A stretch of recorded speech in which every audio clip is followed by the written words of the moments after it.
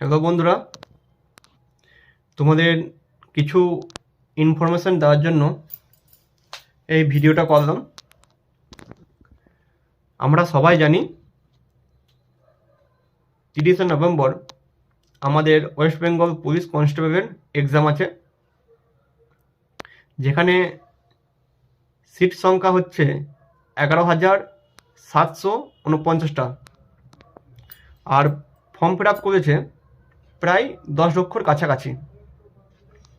যাই হোক, এবার পুলিশ এক্সামে কিছু নিয়মের পরিবর্তন করা হয়েছে।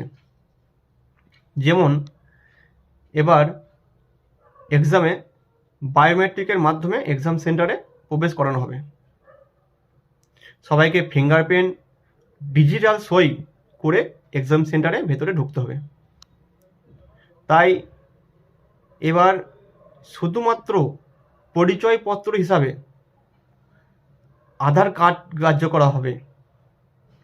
অন্য কোনো ড্রাইভিং লাইসেন্স বা ভোটার কার্ড বা প্যান কার্ড কিন্তু গ্রাহ্য করা হবে না।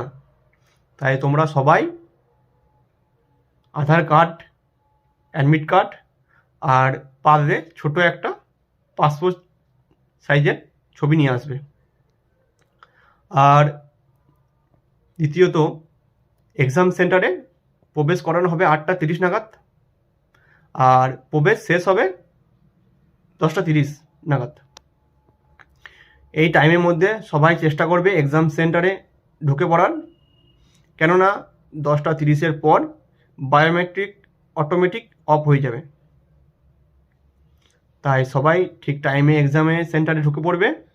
আর সবাই ভালো করে এক্সাম দিও।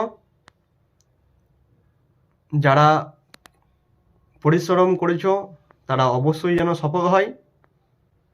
আর যদি কিছু জানার থাকে অবশ্যই আমাকে জানিও, যতটা পারবো তোমাদের সাহায্য করার চেষ্টা করব। All the best, best of luck, tata.